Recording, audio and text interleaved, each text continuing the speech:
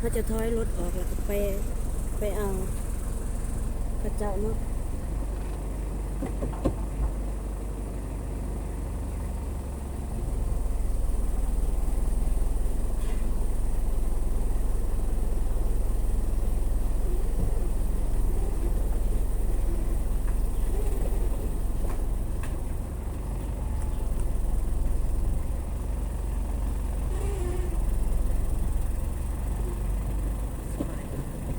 จกมือดวงเลยไม่แซงอ่ะ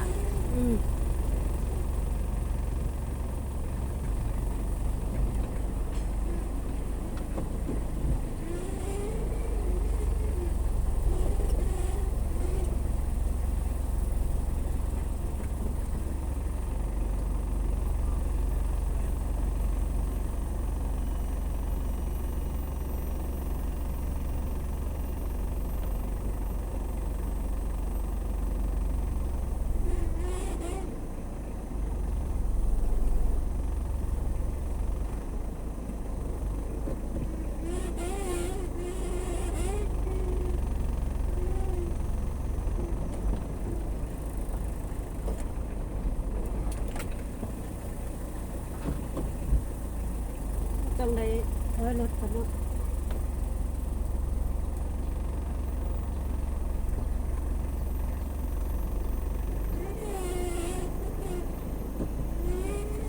เดี๋ยวรถก่อน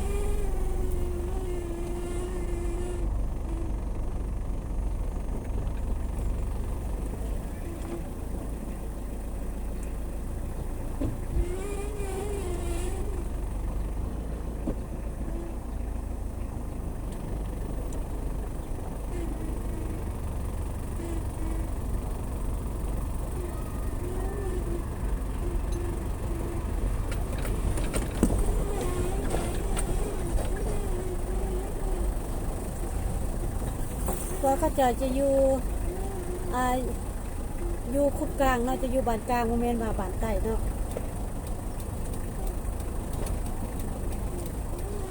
แต่ว่าทุกเสาร์น้ำสมจะไปเอาเขาจะเนาะพอขั้นยางไปมันก็ไกลเนาะ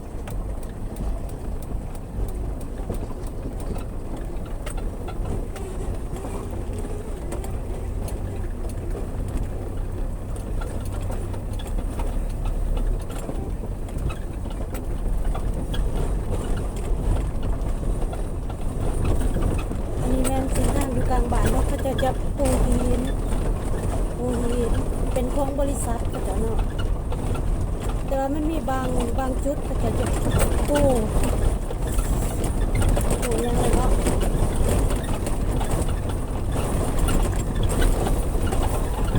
ปูแบบทางอย่างเนาะแต่บ้านเฮามันมีปูตาปูแต่ว่าแถวหยาดกับแถวข่อยเนาะในกลางบ้านที่จะเป็นปูเนาะครึ่งนึง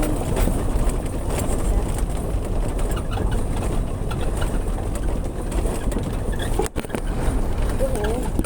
โทรศัพท์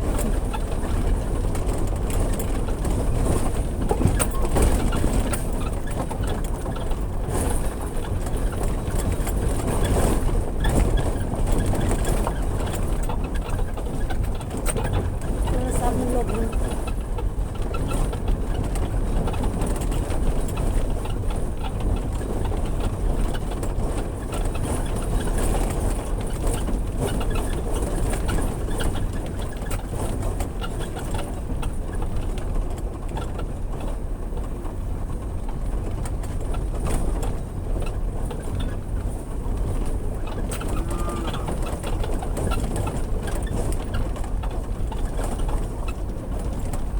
สบายดีเนี่ยมันเสาๆเนาะ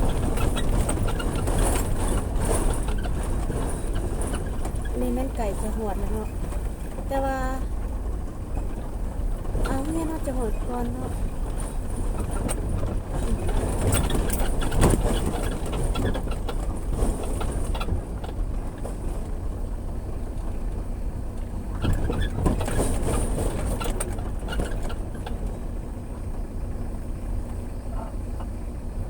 หวดแล้ว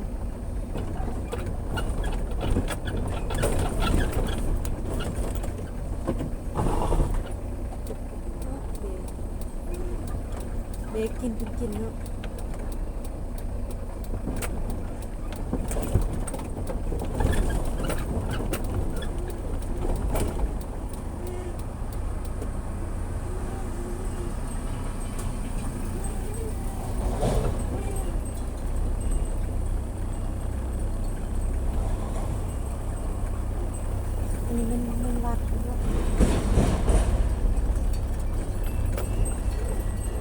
เห็นแต่จกเนาะบ่เห็นคนนี่เนาะ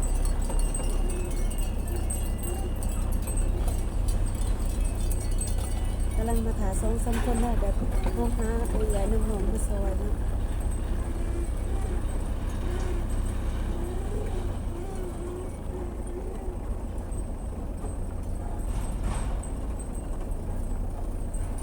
โครงการในบ้านเนาะแต่ว่ามันเป็นโรงเรียนเก่าเพราะว่าเขาได้โรงเรียนใหม่โรงเรียนเก่าเขากับบ้านเนาะ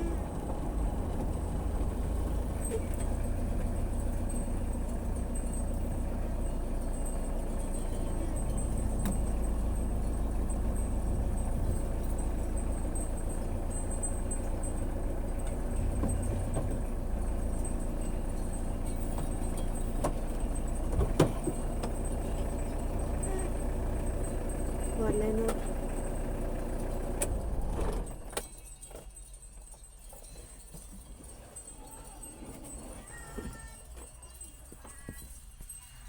เดี๋ยวเขาจะมาเบิ่งนะคุณ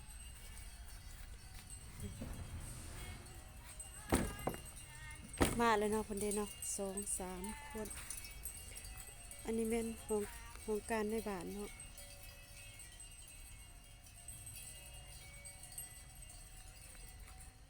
แล้วอยู่เทิงกับเมนโรงเรียนเนาะ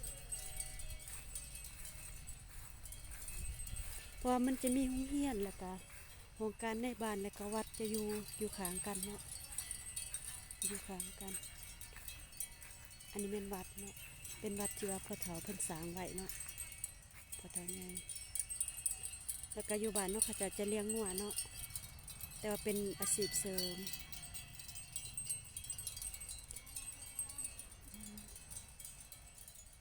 โรงเรียนสำหรับคลิปนี้จบเพียงเท่านี้เนาะถ้าผู้ใดเข้ามาอย่าลืมกดไลค์กดแชร์แล้วก็กดติดตามให้น้ำสนเด้อแล้วจะมีคลิปใหม่ๆมาฝากมาต่อเนาะ